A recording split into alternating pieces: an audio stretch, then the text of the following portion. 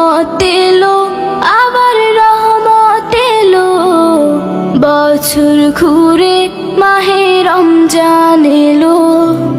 রহমত এলো, আবার রহমত এলো, বছর ঘুরে মাহে রমজান এলো। আসসালামু আলাইকুম। লাইক, কমেন্ট, শেয়ার, ফলো করে আমার ভিডিওটির পাশেই থাকবেন। আমার ভিডিওটিকে কোথা থেকে দেখছেন একটু কমেন্ট বক্সে জানাবেন। Thanks for watching my video. Hello everyone, welcome to another my Ramadan blog. So আজকে একটি ভিন্ন ধরনের ভিডিও নিয়ে এসেছি। আপনারা এখানে দেখতেই পাচ্ছেন চিকেন ফ্রাই করে রেখে দিয়েছি আমি এক বল ভর্তি করে, আপনারা দেখতেই পাচ্ছেন। সো আলুকে আমি ফ্রাই করছি ফ্রাই প্যানে দিয়ে। তো আপনারা কিছুটা হয়তো বা করতে পারতেছেন, গেস করতে পারছেন যে আমি কি রান্না করতে যাচ্ছি। আপনারা প্রথম থেকে শেষ পর্যন্ত আমার ব্লগটি দেখবেন, ভিডিওটি স্কিপ করবেন না। সো আমার ফুল রেসিপি আপনাদের এই ভিডিওটি দিয়ে দিলাম। তো প্রথমত দেখতেই পাচ্ছেন আমি স্টার্ট করছি আমার রেসিপিগুলো। সো এখানে চিকেন ফ্রাই করে এখানে রেখে দিয়েছি। তো তারপর হচ্ছে আমি এখানে বাসমতি যে চালটা হচ্ছে ইন্ডিয়ার যে চালটা ইম্পোর্ট করে আসে বাংলাদেশে, সেই চালটা দিয়ে দিয়েছি। তারপর হচ্ছে এখানে মশলা দিয়ে দিয়েছিলাম, দিয়ে তারপর একটু পানি দিয়ে আলুটা হচ্ছে আমি আলুটা হচ্ছে কিছুটা দিয়ে এখানে নাড়াচাড়া করছিলাম, কারণ হালকা ভাজার পর দিয়ে দিয়েছি, কারণ এটা ছিল বাসমতি চাল। তো বেশি দিলে হচ্ছে আপনার হয়ে যাবে। তো এখানে হচ্ছে আমি নাড়াচাড়া করে আলুর পুরোটা দিয়ে দিচ্ছিলাম।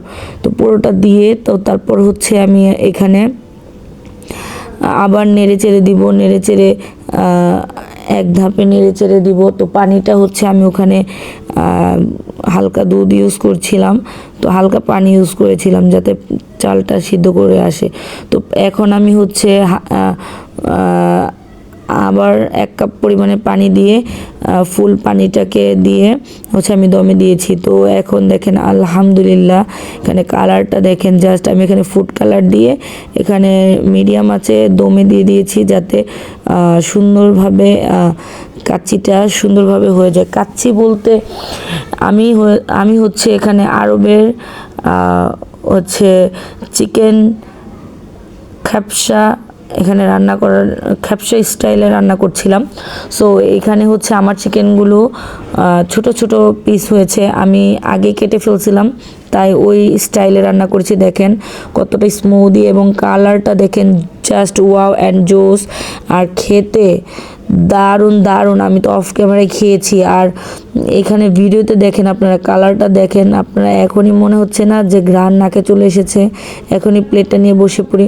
সো আজকে তেলটা কম ছিল এবং খেতে অনেকটা দারুণ ছিল। এবং দেখেন আমি এখানে আমার আম্মুকে বলেছিলাম নাড়াচাড়া করে এপুট করে দিতে। দেখেন এখানে অনেক পরিমাণের আপনার আমি হচ্ছে চিকেন ইউজ করেছি।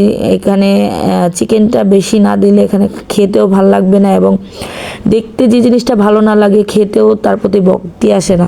সো আমার কাছে ভালো লেগেছিল। আমার রান্নাটা এবারে শেষ। তো এখানে আমি হচ্ছে আপনাদের দেখাচ্ছিলাম কি সুন্দর হয়েছে, এবং এখানে অনায়াসে আমরা 20 জন মানুষ খাওয়ার উপযোগী ছিল। সো আপনারা হয়তো বা ভিডিওতে দেখতেই পাচ্ছেন যে একটু পাতিলটা খালি খালি দেখাচ্ছিল, কিন্তু না, আমার অর্ধেকটা পড়া ছিল। আল্লাহ হাফেজ।